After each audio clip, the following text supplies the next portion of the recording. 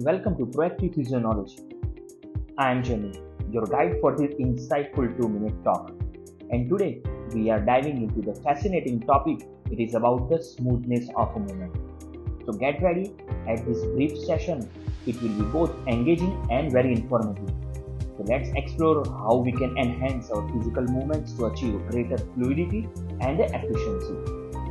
This talk is based on the John Kelly et al. In 2019. The smoothness and unexplored windows. Many people argue that one distinguished aesthetic characteristic of excellent movement is a smoothness. We all know that Roger Federer is a very fantastic tennis player. He is very obviously doing something extremely well because of his smooth and elegant backhand action. Furthermore, we are certain that beginners in the tennis are using the incorrect movement pattern, and when hitting the ball with sharp strokes, it's clear to notice that a professional movement has a certain quality and the smoothness, which may have something to do with its action. But there is a method to quantify this elusive quantity in an objective way. I know how to move more fluidly and easily because it is depending on the person's movement signature.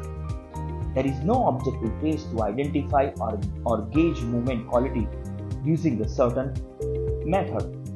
Rather, it is understood that movement quality is likely to complex, contextual basis, and it is depending on the individual performance.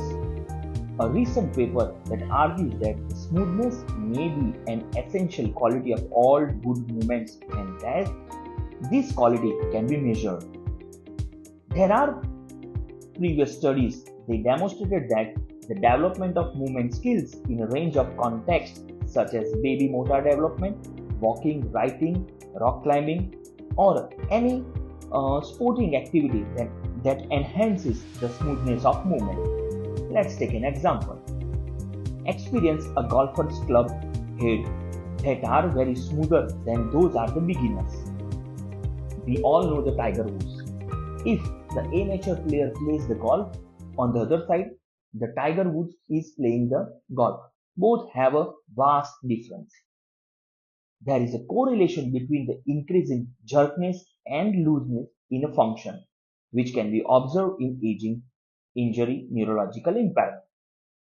Test of postural sway or sit to stand, that is the smoothness, can be used to estimate the likelihood of injury in sports and everyday activity. Now, there is one question in our mind. Why smoothness movement is good? The consistent movement is easy to control and a smooth movement is predictable movement. A positive feedback loop is produced as a result. There is a greater predictability facilitate the control of a movement, which in turn facilitates the smoother movement also. This is why the jerky moves may make easy things look difficult and smooth movers can make hard tasks seem easy. Another thing is that the smoothness and the complexity. This is also the supportive claim for the reduction in complexity are indicative of declining neurophysiological responsiveness and adaptive range. From the literature itself, the author used the loss of complexity hypothesis. Why is complexity necessary for good movement?